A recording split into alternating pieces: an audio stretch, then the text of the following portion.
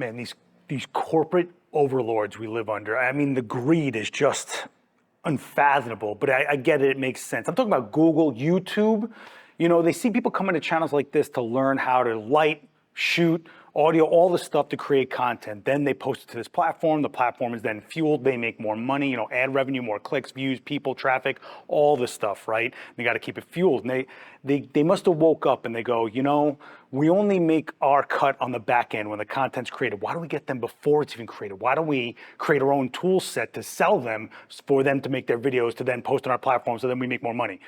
I'm not crazy here. Think about it. I mean, otherwise, how would this have made its way into my hands? But, you know, I'm not gonna fall for this, and I'm not stupid. You're not stupid. You know, they started with like the free music for us, but make no mistake, this is a business. They're in it to make money, but they don't know what we need, what we want, what we look for in our tools, what proper tools we want to create what we create, and they definitely don't know lighting. So I'm not falling for this. Stick around.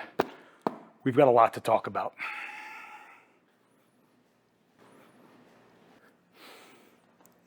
All right, so this ominous black box with YouTube's name slapped on it shows up.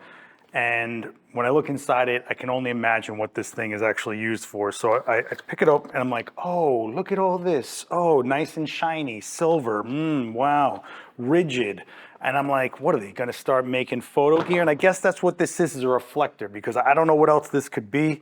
I mean, they printed white on reflective silver, so it's like extremely hard to read. All I can make out is their brand, of course, right? And I guess they tried to butter me up by personalizing it with my name on here, and then just this, like, it just says 100,000, which I don't know what they're talking about, but it's got this brushed metal going on to it. It's like, you know, chrome silver. I mean, it's not really silver, but it's got like a brushed soft silver kind of reflection to it, and it's got this hotspot reflective specularity mirror thing going on here, which I can only imagine that somebody at YouTube in like a conference room was like, hey, we should slap our logo in it no matter what. Who cares? We should make it look like our brand and keep imprinting it in their brains, you know? Well, there it is. So now you've got this rigid but heavy for what it is. You can't really pack it down smaller, yet there's not a lot of surface area for this to be a proper reflector, kind of, sort of. Maybe you do tabletop, whatever. But this isn't something I'm gonna slip into my bag. It's kind of the thickness of a laptop, but I'm not gonna take away my laptop and throw this in the laptop sleeve. So this isn't really that portable. It's got some sharp edges to it. I don't know, all in all, it's, you know, it's pretty rigid. That's about the only good thing I'd say about it so far. Maybe it's the best reflector I've ever used. I don't know, it could be amazing, but I'll tell you, with it not having an even surface, it's gonna be kind of annoying, because then I gotta kind of gauge what part I'm reflecting off of, or maybe that's the point. Maybe this is to like put a specularity in a kick in the eyes or something. I don't know, but we're gonna try it out together here. I got Sheila behind me. What's up, girl?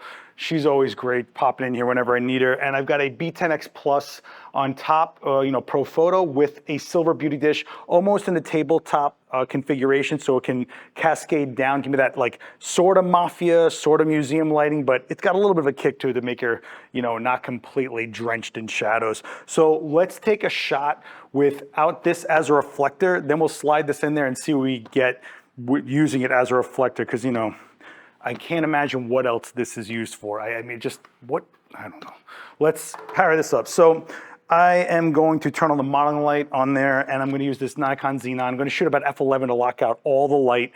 And let's just do a quick TTL at 85 millimeters.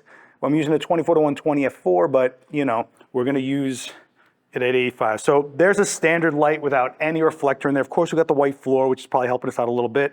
Let's take this YouTube reflector. Now here's the thing. How do I use this? Do I do it like this, or do I do it like this? And you can even see that there's like a specularity kicking underneath my chin from this dumb mirror part they got in here. I don't know what is the point of this? This is how bad they want you to remember their brand. Burn it into our monkey brains. So I'll tell you what, we'll start off with the YouTube logo close to her, and then we'll do it again the other configuration. But I can already see that there's like a specularity going on underneath her chin, in her throat area, but it's not really hitting like the eyes where I would need it to hit. And I can even see it there. Let's flip this around now and put it in like this and see what we get. So now I'm not seeing, see, that's the thing. If it's supposed to be specularity in the eyes, the reflector the reflectant off of the play button logo isn't hitting there. And I'm trying, it's really not making it happen. So let's take a look at that.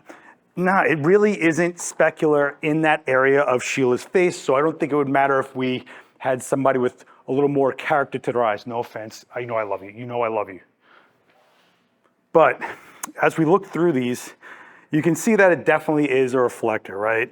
But you can see that it's an uneven reflector when the first shot has more of a specularity underneath the chin, on the throat. And then if I try to use that specularity to benefit my subject by really kicking those eyes, it doesn't seem to do it there either.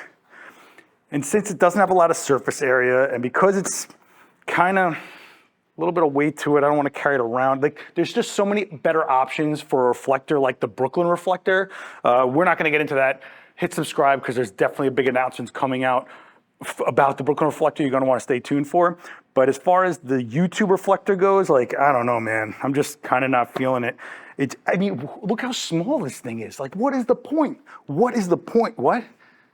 Because she's saying if I get a gold version of this, they make a gold version. There's a gold version of this that's bigger, physically bigger.